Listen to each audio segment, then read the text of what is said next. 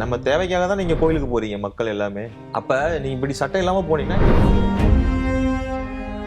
இந்த ஓம் சிம்பிள் எங்க இருந்து உருவாகுது? ஓம் ஓம் நீங்க சொல்ல சொல்ல சொல்ல எனர்ஜி வந்து உங்க உடம்புல ஜாஸ்தி ஆகிட்டே இருக்கும். அதனாலதான் அந்த ஓம் வந்து நம்ம அந்த முருகரோட நம்ம கனெக்ட் பண்ணது. ஏன் பூ வச்சோம்? ஏன் கழுத்துல செயின் போடுறோம்? ஏன் வளையல் அணிகிறோம்? தோப்புக்கரணை போடுறது. இப்ப இங்க தட்டும் போது உள்ள இருக்கிற பிரைன் என்ன ஆகும்? விந்தணும் இப்படிதான் இருக்கும், வேல் உருவத்துல தான் இருக்கும்ன்றது எப்படி கண்டுபிடிச்சாங்க?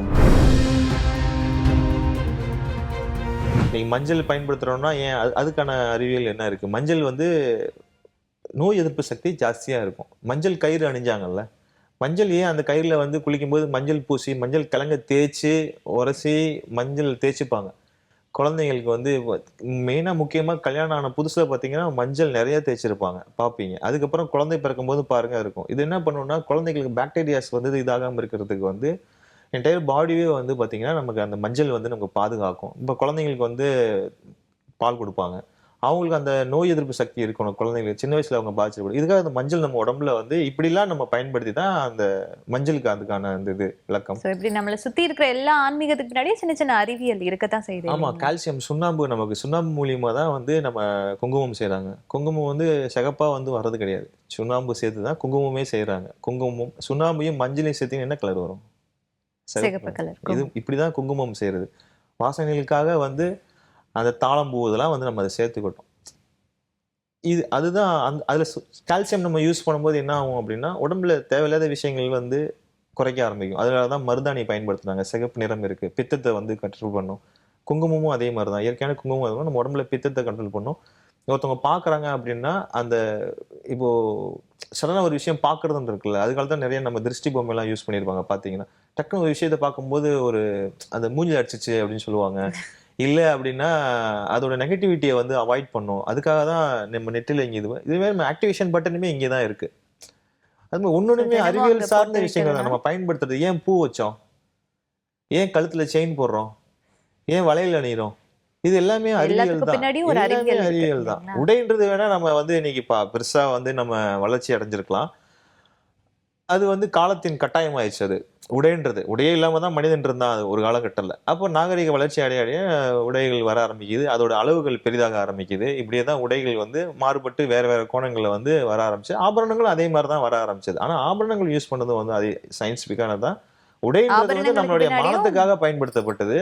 இந்த ஆபரணங்கள் மத்த விஷயங்கள் எல்லாமே பார்த்தீங்கன்னா, சயின்ஸ் தான். இப்போ ஒரு கழுத்துல இங்க உங்களுக்கு நர்வ்ஸ் எல்லாமே இங்க தான் வந்து இயங்கிக்கிட்டு இருக்கு. இதுக்கு வந்து ஒரு ஒரு சீரமைப்பு வந்து கண்டிப்பா வேணும். இப்படியே இருந்தோம்னா என்ன ஆகும்? கழுத்து வலி வரும். அதெல்லாம் ஃபீல் பண்ணியிருப்போம் நம்ம. இப்ப வந்து அந்த சீரமைச்சு குடுக்கறதப்ப இந்த என்ன ஆகும்னா, இந்த இடத்துல வந்து ஒரு மாலை கழுத்துல போட்டுருக்காங்க. இல்ல செயின் போட்டிருக்கீங்க அப்படின்னா, அது இந்த இடத்துல வந்து ஒரு சின்ன ஒரு அசைவு இருந்துட்டே இருக்கும். ஒரு சின்ன அசைவு இப்படியே நடந்துகிட்டே இருக்குது நம்ம அந்த இடத்துல. அப்படின்றப்ப அந்த ரத்த ஓட்டமா இருக்கட்டும், அந்த நரம்புடைய செயல்பாடா இருக்கட்டும், இது எல்லாமே வந்து சீரா வந்து செயல்படுறதுக்காக தான் அந்த விஷயங்கள் அங்க வந்து அந்த காலத்துல இது பண்ணுது. இப்ப ஞாபக சக்தி இது காது பிடிச்சு இழுப்பாங்க. உக்கி போட சொல்றது. விநாயகர கும்பிடும்போது உக்கி போடுறோம். தோப்புக்கரணை போடுறது, தல்ல கொட்டிக்கிறது, இதெல்லாம் பண்றது ஏன் அப்படின்னா, அந்தந்த விஷயங்கள் இப்ப இங்க தட்டும்போது உள்ள இருக்கிற பிரைன் என்ன ஆகும்? வைப்ரேஷன் ஆகும். அப்படின்றப்ப அது சில ஆக்டிவேஷன வந்து நமக்கு ஞாபக சக்தி அதிகப்படுத்துறது. அந்த பிரைன் ஆக்டிவேஷன் சில விஷயங்கள் நமக்கு அந்த நர்வ்ஸ் வீக்கா இருந்தா கூட நம்ம இப்படி தட்டும்போது என்ன ஆகும்? உங்களுக்கு ஒரு சத்தம் கேட்குதா உள்ள? கேட்டிருப்பீங்க. ஆமா சார். அந்த விஷயத்த அந்த வைப்ரேஷன் அங்க அந்த மைல்டான ஒரு வைப்ரேஷன் தேவை நமக்கு. இப்ப திடீர்னு ஒரு இடத்துல விழுந்துருவோம்னா அந்த வைப்ரேஷன் எப்படி இருக்கு? அப்ப இந்த வைப்ரேஷன் நமக்கு வந்து டெய்லி பார்க்கும்போது ஞாபகப்படுத்துறது, அந்த நரம்ப நம்ம ஆக்டிவேஷன் பண்றது, கைகள இப்படி பண்ணும்போது அதுலயும் வந்து நமக்கு எல்லா நரம்புகளுக்கும், எல்லா இதுக்குமே வந்து எல்லா ஆர்கன்ஸுக்குமே தேவையான எல்லா விஷயங்களும் நம்ம கையிலயும், பாதத்திலயும் நமக்கு இருக்கு. அதனால தான் அந்த விஷயம். இது எல்லாமே நம்ம வாழ்வியலே மிகப்பெரிய ஒரு அற்புதமான ஆன்மீகம் சார்ந்த அறிவியல் தான் அது. அது கோவிலுக்கு போறோம்னா, அதுவும் அந்த அறிவியல் சார்ந்த விஷயங்கள் தான். கோவிலுக்கு போனா நெறைய ஒரு கோவிலோட அமைப்பே தெரியும்ல. நம்மளோட உடலோட அமைப்பு தான் கோவிலோட கோவில் அமைப்பு. சுத்துறது, நவகிரகம் சுத்துறது, கருவறைன்னு ஒண்ணு தோப்புக்கரணம் விஷயம் போடுறது. இருக்கும். கருவறை எங்க வருது? பாதம் வந்து கொடிமரமா இருக்கும். இப்படியே தான் வரும் அது. இப்போ ஒண்ணு தொட்டோம்னா இது வந்து நீங்க கேட்ட கேள்வி. ஆனா அதோட பதில் வந்து பார்த்தீங்கன்னா, ரொம்ப நீண்டு வந்துட்டே இருக்கு பார்த்தீங்களா? இது எல்லாமே ஒரே தொடர்புல உள்ளது தான் அது. கோவிலே வந்து உடலோட அமைப்புல தான் கோவில் இருக்கும். கருவறையில வந்து சாமி இருக்காங்க. கருவறையில என்ன ஏன் சாமி இருக்கு? அதுதான் கர்ப்ப கிரகம் அப்படின்னு சொல்றாங்க. அப்ப தாயோட வயிறு தானே கருவறை.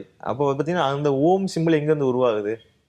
ஓம்ன்ற அந்த தொப்புள் கொடியில இருந்து தொப்புள் அந்த கொடி, அந்த குழந்தை உருவாகுதுல, அந்த குழந்தை உருவாகுன முதல் ஷேப்ல இருந்தே கொஞ்சம் கொஞ்சமா அதோட இது பார்த்தீங்கன்னா, அந்த ஓம்ன்ற உருவமே அங்க இருக்கும். அதே நம்ம தலையை இங்கேருந்து பார்த்தீங்கன்னா, இங்க கண்லேருந்து ஆரம்பிச்சு, இது காது, இங்க வந்து சுத்தி பார்த்தீங்கன்னா, நம்ம இந்த ஓம் வந்து நம்ம தொண்டையில வந்து இங்க வந்து முடியும் வந்து.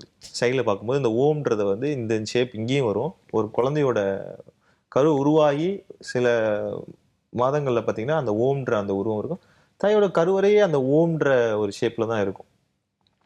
இந்த ஓம் பிரணவ மந்திரத்தோடைய நாதமே வந்து ஓம் தான். நீங்க ஒரு ஒரு ஒரு ஒரு லிமிட்க்கு மேல நீங்க போயிட்டீங்க அப்படின்னா, அந்த ஓம்ன்ற அந்த ஒரு நாதம் மட்டும் தான் இருக்கும். இப்ப இங்கேயே சொல்லுவாங்கல்ல, அந்த இதுக்கு மலைக்கெல்லாம் போகும்போது வெள்ளியங்கிரிலாம் போனோம்னா, அந்த ஓம்ன்ற அந்த சத்தம் கேட்குது அப்படின்னா, இந்த ஓம் மட்டும் தான் அந்த இந்த பிரபஞ்ச சக்தியே அந்த ஓம் தான். இந்த பிரணவ மந்திரம்னு சொல்லுவோம்ல, அந்த ஓம் வந்து அங்க அது கேட்டுட்டே தான் இருக்கும் அது. அதனால தான் அந்த ஓம் வந்து நம்ம அந்த முருகரோட நம்ம கனெக்ட் பண்ணது. நம்மளுடைய இதுலயுமே அதுதான் அந்த கருவறை. அது அங்க இருக்கு.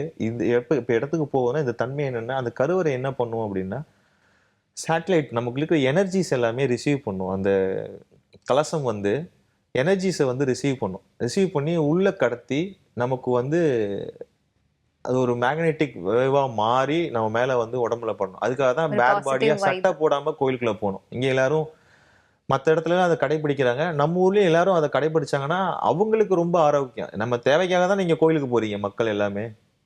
அப்ப நீங்க இப்படி சட்டை இல்லாம போனீங்கன்னா, இன்னமும் உங்களுக்கு நல்லது தான் நடக்கும் அப்படின்னு நான் சொல்றேன் நானு. சட்டை இல்லாம போம்போது தான் அந்த மேக்னெட்டிக் வேவ்ஸ் வந்து நம்ம ரிசீவ் பண்ண முடியும். அது ரிசீவ் பண்ணும்போது நம்ம உடம்புல பட்டம்போது, உடம்புல வந்து மேக்னெட்டிக் சோர்ஸ் நமக்கு ரொம்ப தேவை. இப்போ ஓம்ன்றதே ஒரு மேக்னெட்டிக் சோர்ஸ் தான். அந்த நீங்க சத்தத்த சொன்னீங்கனாலே, உங்களுக்கு வந்து ஒரு காந்த ஈர்ப்பு சக்தி வந்து நமக்குள்ள இருக்கும். ஓம், ஓம் நீங்க சொல்ல சொல்ல சொல்ல, உங்களுக்கு பார்த்தீங்கன்னா, அந்த மேக்னெட்டிக் எனர்ஜி வந்து உங்க உடம்புல ஜாஸ்தியாயிட்டே இருக்கும். அதுக்காக தான் ஓம் காலைல கொஞ்ச நேரம் சொல்லுங்க. ஒரு 10 நிமிஷமா, 5 நிமிஷமாவது சொல்லுங்க. இரவுல தூங்க போறதுக்கு முன்னாடி கொஞ்ச நேரம் ஓம்ன்றத சொல்லுங்க அப்படின்னா, அந்த மேக்னெட்டிக் ஃபோர்ஸ் வந்து நம்ம உடம்பையே வந்து ஒரு சீரமைக்கும் நமக்கு. அதுக்காக அந்த ஓம்ன்ற அந்த முத்திரையும் வந்தது. அந்த ஓம்ன்ற இதுதான் பிரணவ மந்திரம்னு அதுதான். கோவிலுக்கு போறது அந்த அந்த கருவறையிலிருந்து வர எனர்ஜிய நம்ம ரிசீவ் பண்றோம். அதுவும் பெரிய அறிவியல் தான். இது எல்லாமே அறிவியல் சார்ந்த அறிவியல் தான் ஆன்மீகமே. ஆன்மீகமும் அறிவியலும் அறிவியலும் ஒன்றுதான். ஒன்றுதான். தமிழ் அதுல ரொம்ப பெரிய விஷயம். இந்த ப்ரொனன்சியேஷன் வருதுல்ல, நம்ம பேசுற இந்த வார்த்தைகள்லாம் இருக்குல்ல, இதெல்லாமே வந்து இந்த இந்த அறிவியல் சார்ந்து இந்த உணர்வுபூர்வமா இப்போ ஒரு விஷயத்த நம்ம குழந்தை பேசுது. எப்படி பேசுது அது? தத்தி தத்தி தான் பேசுவாங்க. கத்தி பேசுனா என்ன சொல்லுது அது? ஒண்ணு உங்கள்ட்ட ஏதாவது கேட்கணும் அப்டின்னா, ஒவ்வொரு குழந்தையும் ஒவ்வொரு மாரி பேசும்ல. பார்த்துருப்பீங்க. ஒரு குழந்தை மழலையில ஏன்னு கத்தும். இல்ல மேன்னு சொல்லும் ஒரு சில குழந்தை. ஒரு சில எதையாவது தட்டும் ஒரு குழந்தை. இல்ல ஒரு குழந்தை வேற மாரி சத்தம் குடுக்கும். எப்படியாவது என்ன பண்ணும்னா, நம்மள பார்க்க வைக்கும். இப்படி மனிதன் இப்படிதான் இருந்தது. வளர்ந்துமே இப்படிதான் இருந்தாங்க. இருந்து ஒருவருத்துக்கும் ஒரு சத்தம் வருது. திடீர்னு அடிபட்டுச்சா என்ன பண்ணுவோம்? ஐயோ அம்மான்னு. ஐயோ! அம்மா இப்போ வந்தது. ஐயோன்ற வார்த்தையே கிடையாது. ஓ, அதுக்கு அம்மான்ற முன்னாடி வார்த்தையே எல்லாம் கிடையாது. அது எப்படி வெறுமனே வந்துச்சு? ஆண் கத்துவாங்க. ஆமா, ஆன்னு தான் கத்திருப்பாங்க. ஒரு சுட்டுருச்சு. ஆன்னு தானே கத்துறோம். இல்ல அப்படின்றோம்ல. இந்த இஸ்ன்னு வருது பார்த்தீங்களா? இதுல இருந்தா வார்த்தைகள் வந்து உருவாகுது. ஒரு சொல் அந்த சத்தம் எப்படி வருது? அந்த சத்தத்துக்கு ஒரு ஷேப் கிரியேட் பண்றாங்க. இஸ் அப்படின்னா ஒரு சத்தம். அந்த சத்தத்துக்கு எப்படி அத அடையாளப்படுத்துறது? அப்ப சத்தத்தையும், எழுத்தையும் உருவாக்க ஆரம்பிக்கிறாங்க. அந்த சத்தத்துக்கு என்ன இது? இந்த சிம்பல் வச்சுக்கலாமா? இதுதான் டீம் டிஸ்கஷனா அப்ப நடந்தது. இதுல தான் அந்த முருகர்லாம் அதுல தான் இருக்காரு. ஆதி கடவுள் நம்ம முருகர் சொல்றோம்ல. இந்த மாரி எல்லா விஷயத்தையும் ஆராய்ச்சி பண்ணி, கண்டுபிடிச்சு, விவசாயத்திலிருந்து எல்லா விஷயத்தையும் நமக்கு காமிச்சது, இதுல தான் அந்த முருகருடைய இதே வருது. ஆதி பகவான் சொல்றாங்கல்ல. ஆதி பகவான் முதற்றில் உலகு அப்படின்னு சொல்றாங்க. ஆதி கடவுள்னு சொல்றாங்க. ஆதி மூலம்னு சொல்றாங்க. அதுல தான் முருகருடைய இது அப்படியே நம்ம கனெக்ட் ஆகுது. அந்த ஓம்ன்றதுல இருந்து இதெல்லாம் எப்படி கிரியேட் பண்றாங்கன்னா, இப்போ ஒன்னத்தையும் உணர்றாங்க. உணர்ந்து, உணர்ந்து, உணர்ந்து தான் எழுத்துக்கள் உருவாகும். ஏன் 30,000 வருஷத்துக்கு முன்னாடிலாம் தமிழ் எழுத்துக்கள் உருவாகியிருக்கு, வாழ்ந்திருக்காங்க மனிதர்கள்னா, அங்க எல்லாமே மக்கள் இருந்திருக்காங்க. அதுக்கான வளர்ச்சிக்கான விஷயங்கள் அங்க நடந்திருக்கு.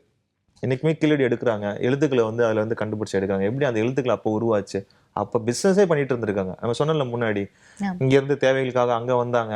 இப்ப சமீபமா அங்க கண்டுபிடிச்சிருக்காங்க. சாயப்பட்டறைகள்லாம் இருந்துச்சு அப்படின்னு சொல்லிட்டு.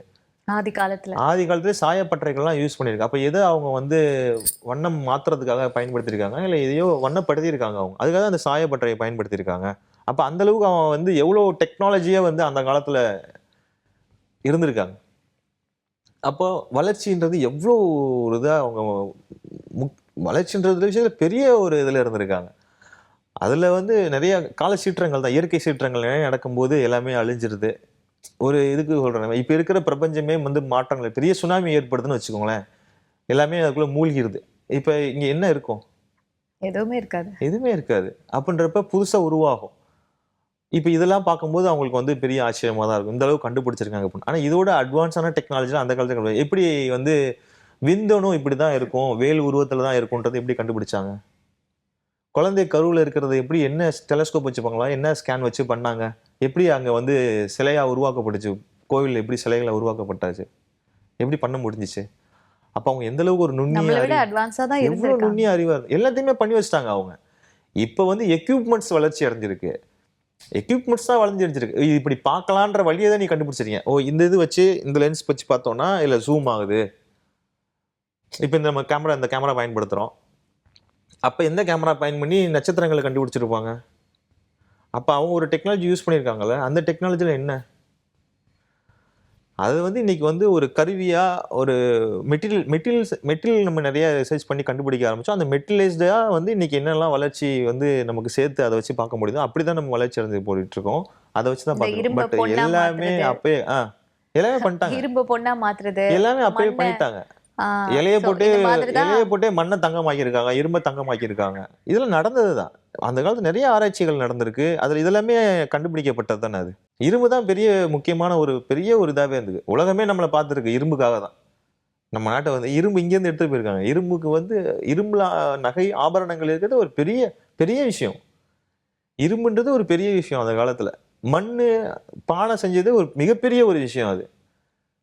சக்கரத்த கண்டுபிடிச்சு ஓடுது, உருளுதுன்றது ஒரு பெரிய விஷயம். அப்ப அதுக்கு மேல இது என்ன பண்ணலாம் அப்படின்றது அதுதான் வளர்ச்சி தான் அவங்க கண்டுபிடிப்பு தானே அது. இப்போ வச்ச ஒண்ணு ஓடுது, இந்த கல்லு உருண்டு ஓடுது, ஒரு மலை மேல இருந்து உருண்டு வருது. இத பார்க்குறாங்க. அவங்க பார்க்கும்போது தான் அந்த பரிமாற்றங்கள் வளர்ச்சிகள் நடக்குது. இப்படி ஒண்ணொண்ணையும் உணர்ந்து, உணர்ந்து, உணர்ந்து ஒரு கல்லு மலை மேல இருந்து உருண்டு விழுகிறது. அதெல்லாம் பார்க்குறாங்கல்ல. பார்க்கும்போது இந்த இதுல இப்படி இருந்தா இப்படி போகுது அது அப்படின்றத உணர்ந்து தான் அது ஒரு சக்கரம்ன்றத வந்து கண்டுபிடிக்கிறாங்க. கல்லு உருள்றத பார்த்து ஒரு சக்கரம் கண்டுபிடிக்கிறாங்க. 2 கல்ல வச்சே உருட்டி பார்க்குறாங்க. இது மாதிரி தான் வளர்ச்சிகள் நடக்க ஆரம்பிக்குது. ஆனா, அதுக்கு அப்படியே கண்டுபிடிச்சு அவங்க இவ்ளோ நுண்ணிய அறிவுகள வந்து இந்த மாரி மனிதனுடைய விந்தணுவ பத்தி அந்த ஷேப்ப கண்டுபிடிச்சிருக்காங்க. கருவ குழந்தை எப்படி உருவாகுதுன்ற அந்த காலத்துல டெலிவரி பண்றதுக்கே விஷயங்கள் பண்ணியிருக்காங்க. அந்த காலத்துல அறுவை சிகிச்சையே பண்ணியிருக்காங்க. ஆமா. இன்னைக்கு இவ்வளோ டெக்னாலஜி அந்த காலத்துக்கு அறுவை சிகிச்சைகள் பண்ணியிருக்காங்க. எல்லாமே பண்ணிட்டாங்க. ரொம்ப அழகான நீண்ட விளக்கமான பதில். இன்னும் இருக்கு அதுல. நம்ம நெறைய இன்னும் சொல்லலாம். இன்னும் நெறைய இருக்கு அதுல. இது மாதிரி நிறைய அருமையான தகவல்கள் கொடுத்ததுக்கு நன்றி சார். நன்றி. இதோட இன்னைக்கு நிகழ்ச்சி நிறைவடையுது. மறுபடியும் மேலும் இதே மாதிரி தொடர்ந்து நிறைய தகவல்களை இவரோட அடுத்தடுத்த நிகழ்ச்சியில தெரிஞ்சுக்கலாம். வணக்கம்.